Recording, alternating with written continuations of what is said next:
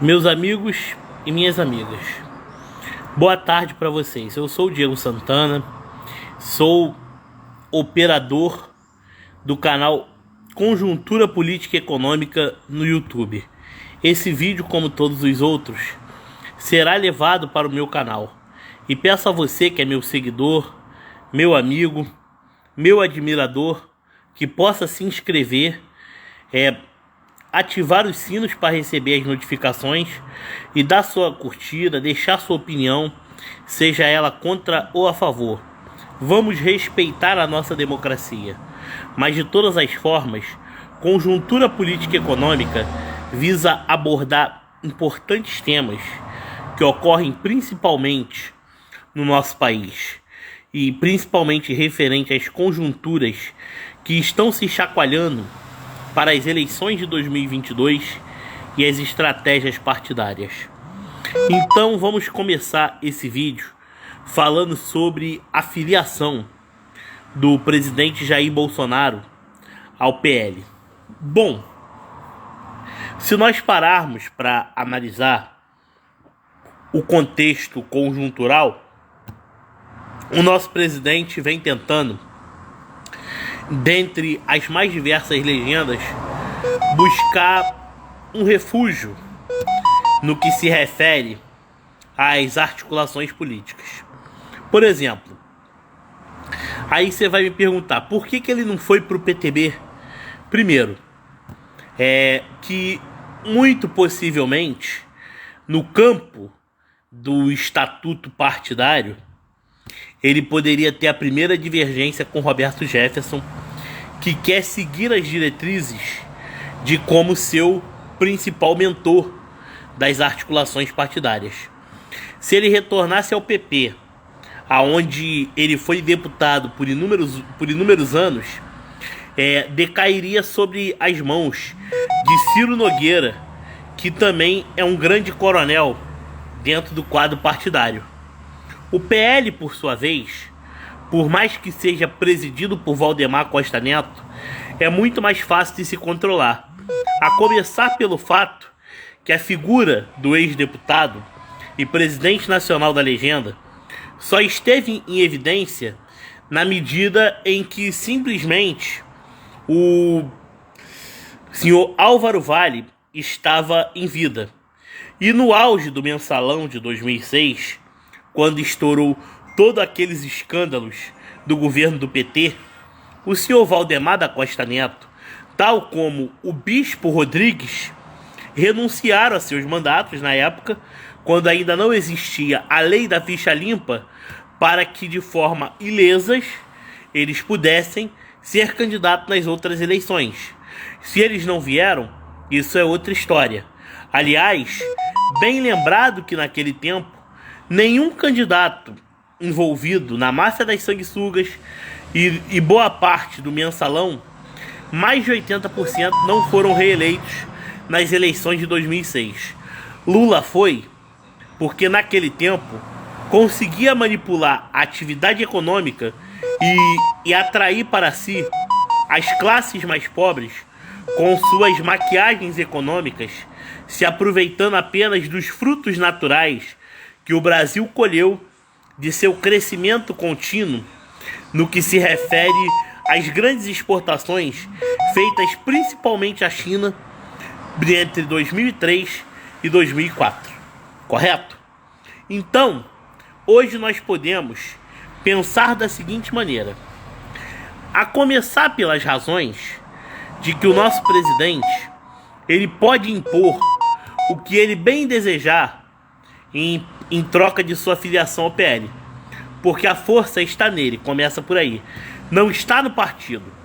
Não adianta o Valdemar querer dar uma de Bivar e cantar de galo, ele vai ter que seguir as rédeas do presidente da República, o que significa dizer que o Partido Progressista e o PTB também farão parte de suas respectivas coligações.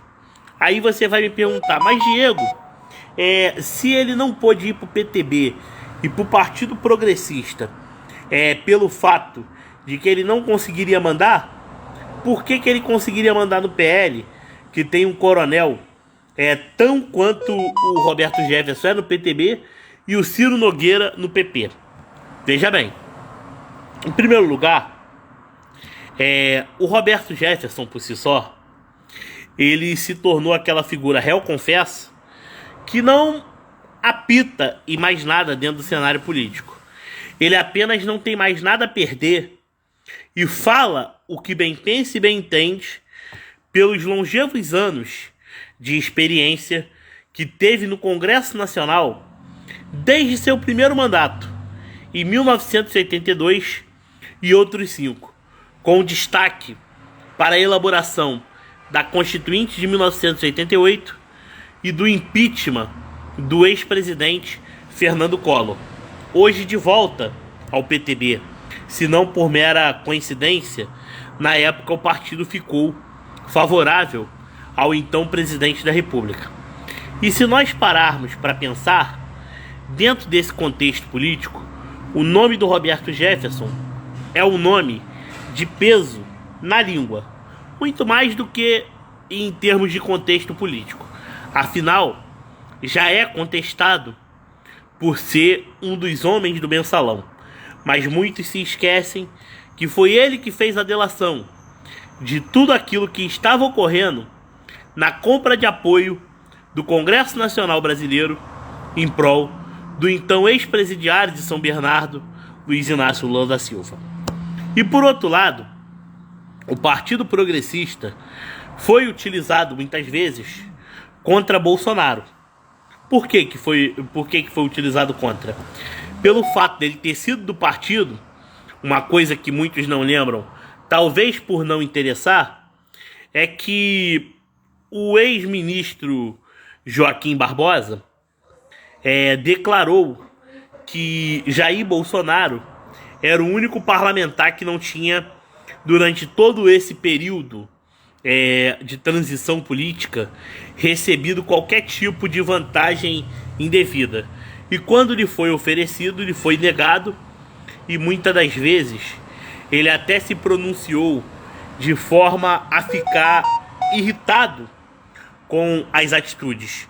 Porque por mais que ele tenha pertencido ao Partido Progressista, ele apenas utilizou do partido como uma legenda para se manter na base congressista, mas simplesmente nunca houve qualquer tipo de vinculação ideológica do presidente com qualquer tipo de partido político. Tanto que ele já esteve à frente do PDC, à frente do próprio PP, que já modificou de nome várias vezes, né? Foi PDC, PDS, PPR, PPB e atualmente PP, né? E também à frente do PFL, hoje União Brasil, antigo Democratas, e do próprio PTB, correto?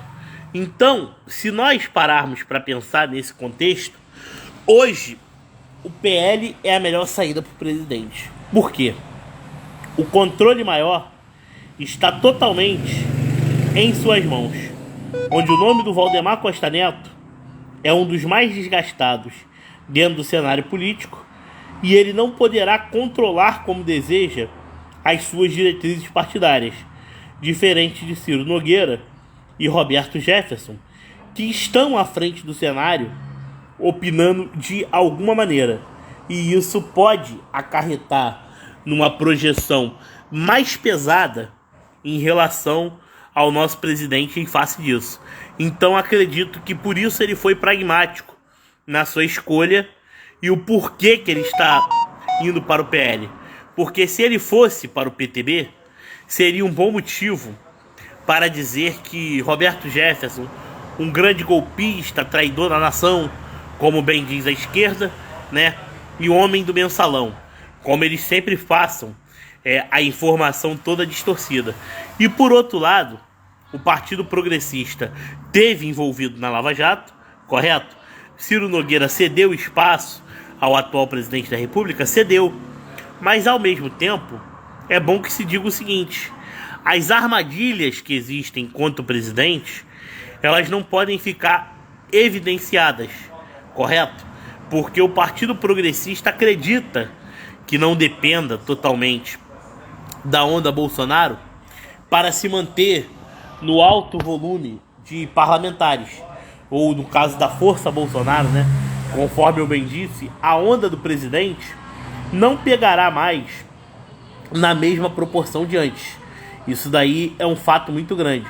Não basta você dizer ser Bolsonaro sem apresentar uma identidade própria, pois a onda Bolsonaro foi uma onda de grandes traidores que utilizaram da popularidade do presidente para atingirem seus respectivos objetivos de lograrem êxito em suas respectivas eleições regionais, seja para deputado estadual, para deputado federal, senador da República e governador do seu estado. Um exemplo vivo nós tivemos perto de nós, que foi o ex-governador cassado, Wilson José Witzel. Mas, se olharmos a grosso modo, vamos pesar na balança. Eu estou mencionando propriamente dito aqui PL, PTB e PP. Dentre os três, se nós pararmos para pensar, o PL hoje é o que mais depende do presidente da República para dar um boom. E por outro lado, o Partido Progressista é uma figura que hoje é mais a cara do Centrão, apesar de obter Arthur Lira como hoje um grande aliado do presidente da República, mas que não obtém toda a confiabilidade do quadro político partidário, né? Do quadro político partidário ele até tem, mas não tem do povo brasileiro. Então, eu penso da seguinte forma: o PL é um partido que ainda está em reconstrução e por isso tende a engolir com mais facilidade as decisões do nosso presidente no que se refere não só às nomeações das comissões provisórias regionais, como também da retirada de determinados apoios, por acreditarem que podem ser a maior bancada na base do Congresso Nacional a partir de 2023. E com esse objetivo, eles têm mais facilidade para aceitar os trâmites do presidente da República, embora haja uma chiada de Valdemar da Costa Neto, mas acredito que ele tenha entendido que ele sem o nosso presidente não é absolutamente nada.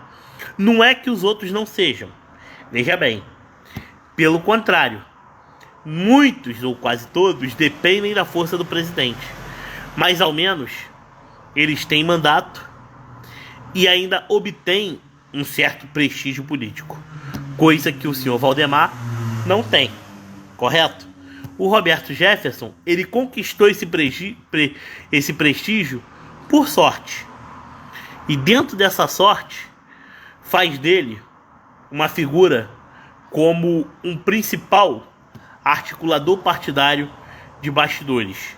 Seria como se fosse hoje no PTB o Roberto Jefferson, como é um Kassab no PSD e um Lupe no PDT.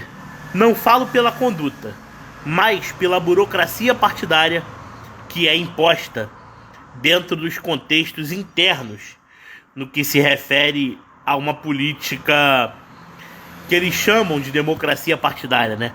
Quando na verdade são feudos políticos ou domínio de contexto burocrático da República Moderna, vamos chamar dessa forma. Então eu acredito que é por essas e por outras que o nosso presidente da República preferiu o PL. Mas como consequência terá naturalmente aí na sua coligação os confederados PTB e confederado Partido Progressista. Logo, eu digo para vocês, isso sem sombra de dúvida dará um grande fôlego. E é bom que se diga que o esvaziamento do PL virá a médio prazo com a fundação da União do Aliança pelo Brasil, que irá fazer a dissolução da União pelo Brasil, que nada mais foi que um engano com o intuito apenas de enfraquecer o nosso presidente da República.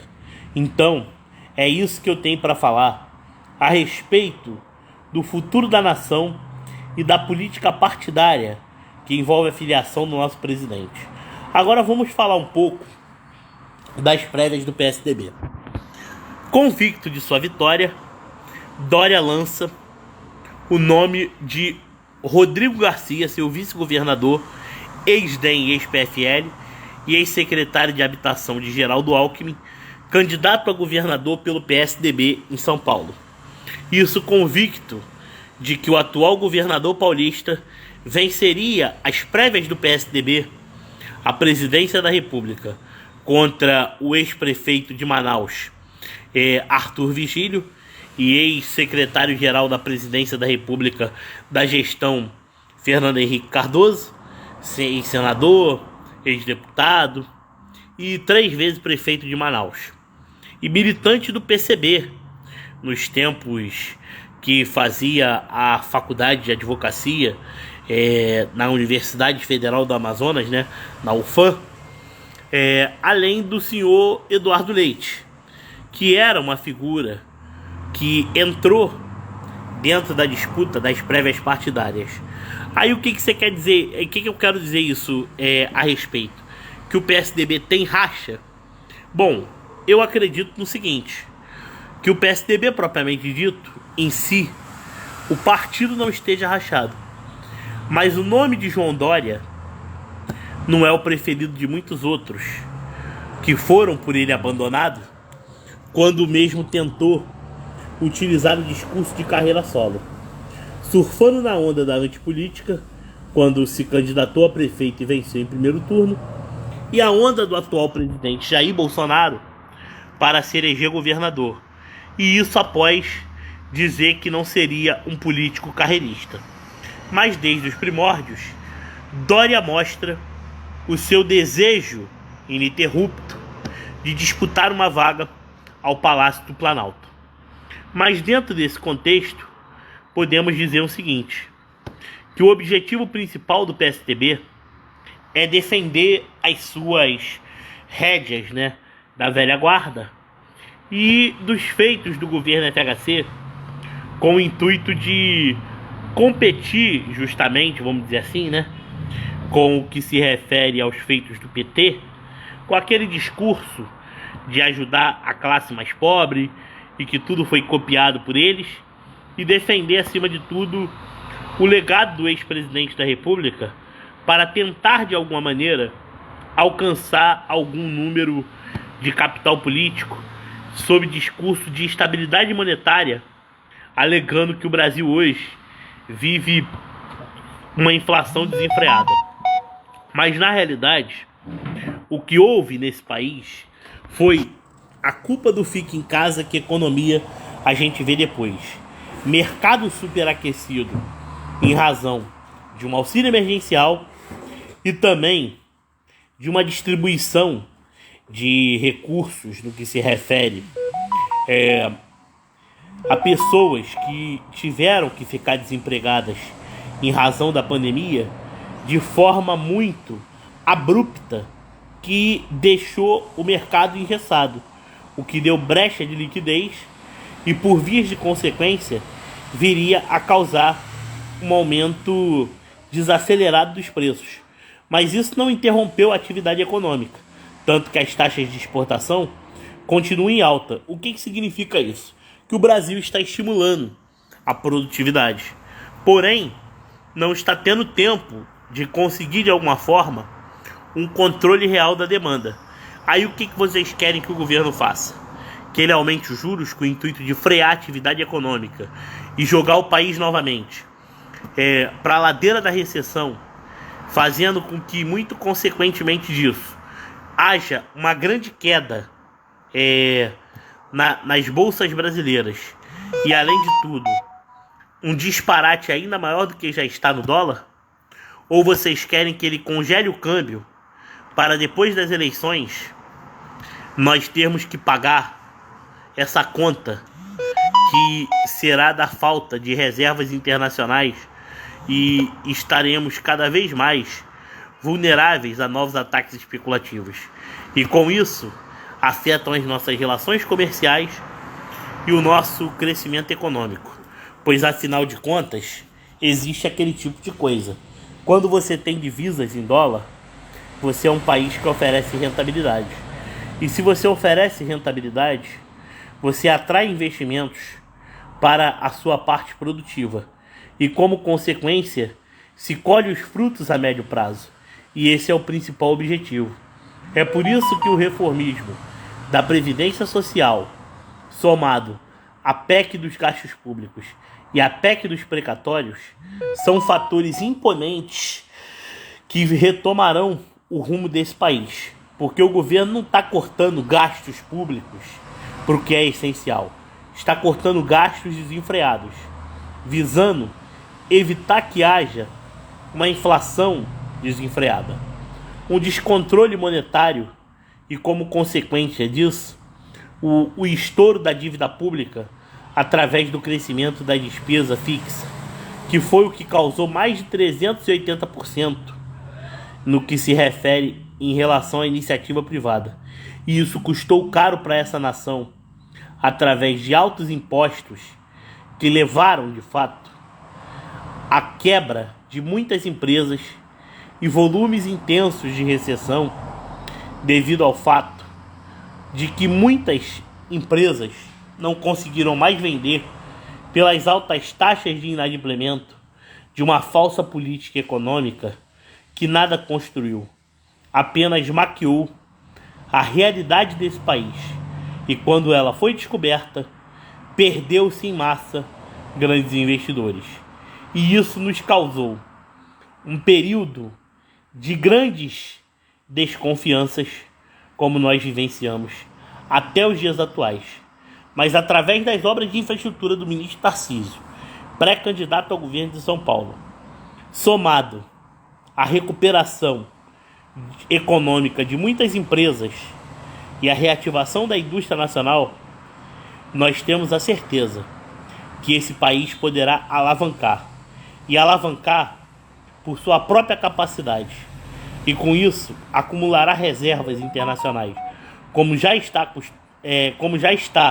acumulando, e terá de fato novas reservas para o longo dos anos, e como consequência terá grandes superávites que serão fundamentais para sanar a dívida pública e, como por vias de consequência, bater uma meta anual contínua que poderá trazer uma grande projeção de crescimento e juros cada vez mais baixos, para que os investimentos venham numa velocidade intensa e que sejam capazes de gerar milhares de empregos. Um grande abraço a todos. Deus acompanhe a cada um de vocês.